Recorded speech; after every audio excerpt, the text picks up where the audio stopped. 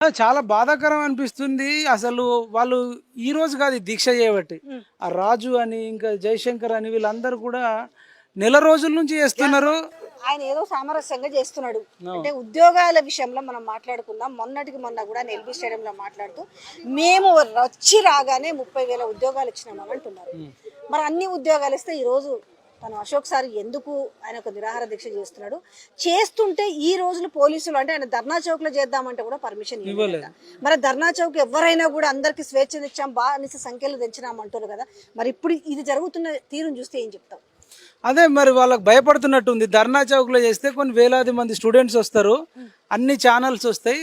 మరి రాష్ట్రం అంతా నిరుద్యోగులు మళ్ళొక్కసారి మరి మాకు వ్యతిరేకం అవుతారేమో, దీన్ని ఎట్లన్నా చేసి ఆపాలి అనే ఒక ఆలోచనతో ఉన్నట్టు మనకు కనిపిస్తుంది.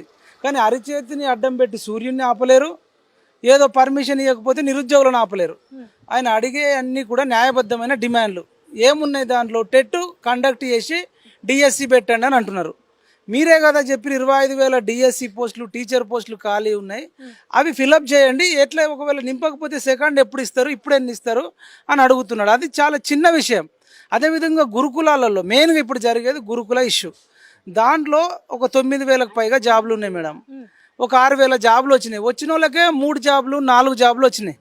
అట్లా కాకుండా వీళ్ళు ఏమంటారు అంటే ఫస్ట్ డిఎల్ జాబ్ ఇవ్వండి, వాళ్ళకు ఇప్పుడు ఒకళ్ళకి 4 వచ్చినాయి అనుకోండి, డిఎల్, జేఎల్, టీజీటీ, పీజీటీ వస్తే ఈ 4 జాబులు ఒక్కళ్ళకి ఇవ్వలేరు. కాబట్టి ఒక జాబ్ ఇస్తే ఆ పైన పెద్ద జాబ్కు డిఎల్కి వెళ్ళిపోతారు, డిగ్రీ లెక్చరర్ జాబ్కి వెళ్తారు. ఈ 3 మిగులితే దాంట్లో నెక్స్ట్ వచ్చిన మెరిట్ స్టూడెంట్కి ఇవ్వండి, దీంట్లో ఉన్న వాళ్ళకి ఇవ్వండి అంటున్నారు.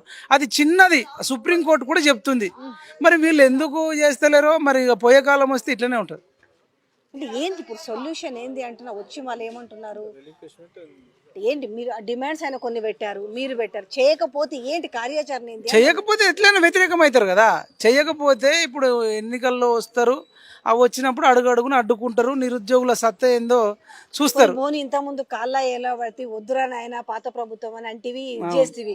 మరి ఇప్పుడు ఏంది మంచిగుందా అంటే? కనీసం ఈ రోజు పోనీ మహిపాల్ యాదవ్ అనే వ్యక్తిని ఏ ఒక్క రోజన్నా నువ్వు ఆల్రెడీ 46 జీవో వాళ్ళ తరఫున కూడా మీరు ఆల్రెడీ నిరాహార దీక్ష చేసిరా, నిరసనలు ధర్నాలు చేసి ఏదైనా రెస్పాన్స్ అయ్యి ఒక్క రోజైనా నిన్ను పిలిచి ఏదైనా చర్చలు జరిపిరా?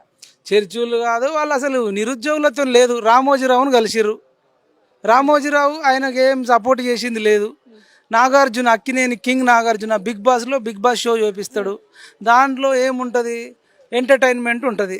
అట్లాంటి నాగార్జునను, అమలాను, చిరంజీవిని పిలిచారు కానీ మమ్మల్ని ఎన్నడూ పిలుస్తారని నమ్మకం లేదు, పిలవాలని కూడా కోరుకుంటలేం. కానీ వీళ్ళు అడుగుతున్న గురుకుల వాళ్ళు న్యాయబద్ధమైన డిమాండ్లు ఏమవుతున్నాయో అవి చట్టపరంగా చెప్తుంది. వాళ్ళేది ఇల్లీగల్గా కూడా అడగట్లేదు. సుప్రీంకోర్టు ఏం చెప్తుంది, అది డిసెండింగ్ ఆర్డర్లో పెట్టండి, ఎవరైతే మెరిట్ ఉన్న వాళ్ళకి ఇవ్వండి, మిగిలిన జాబులు దాని తర్వాత మెరిట్ ఉన్న వాళ్ళకి ఇవ్వండి వీళ్ళు అని చెప్తున్నారు. అది సుప్రీంకోర్టు చెప్తుంది. అది చేయడానికి ప్రాబ్లం ఏంది?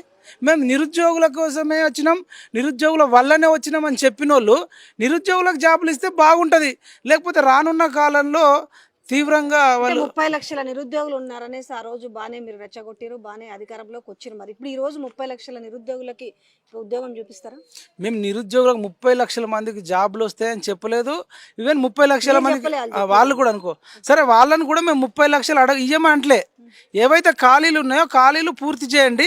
ఇప్పుడు వీళ్ళు అడుగుతుంది డిసెండింగ్ ఆర్డర్లో పెట్టండి, మెరిట్ ఉన్న వాళ్ళకి నెక్స్ట్ ఇచ్చేయండి, ఆ రకంగా నిరుద్యోగులకు న్యాయం చేయండి అంటున్నారు. తర్వాత టెట్ పెట్టమంటున్నారు. ఏదైతే గ్రూప్స్ 1, గ్రూప్ 2లో పోస్టులు పెంచుతున్నారో అవి పెంచమని అంటున్నారు. అందులో అడిగిన చిన్న చిన్న కోరికలు చేస్తే మంచి పేరు వస్తుంది. మరి వాళ్ళకి ఎవడన్నా చెప్పేటోడు ఉన్నాడా లేదా, దాంట్లో ఎవడన్నా మేధా ఉన్నాడా లేడా అనేది వాళ్ళు నిర్ణయించుకోవాలి. పరిస్థితి జరుగుతున్న సిచ్యువేషన్ ఏంది? మీరు కూడా బోల్డ్ అని హోప్స్ పెట్టుకొని ఉంటారు కదా, ఏంది జరుగుతున్న పరిస్థితిలో ఏం చెప్తారు? నా పేరు రాజు, నేను గురుకుల ఆస్పిరెంట్ని. టీజీటీలో 1:2లో సెలెక్ట్ అయిన క్యాండిడేట్స్ మేమందరము. అయితే గురుకుల బోర్డులో జరిగిన మిస్టేక్స్ ఏంటంటే, ముఖ్యంగా గురుకుల బోర్డు ఏం చేయాలి, పై లెవెల్ నుంచి కింది లెవెల్ పోస్టులను భర్తీ చేయాలి. ఇందులో 4 రకాలైన పోస్టులు ఉంటాయి. డిఎల్, జేఎల్, పీజీటీ, టీజీటీ పోస్టులు ఉంటాయి. కానీ వీళ్ళు ప్రభుత్వం వాళ్ళు ఏం చేశారంటే, ఎలక్షన్ కోడ్ వస్తుందన్న హడావిడిలో మధ్యలోకి వెళ్ళి పోస్టులను రిక్రూట్మెంట్ చేయడం స్టార్ట్ చేశారు. తద్వారా ఏమైతుందంటే, పై లెవెల్లో ఉన్న పోస్ట్ ఒక అభ్యర్థి 4 పోస్టులకు సెలెక్ట్ అయ్యాడు.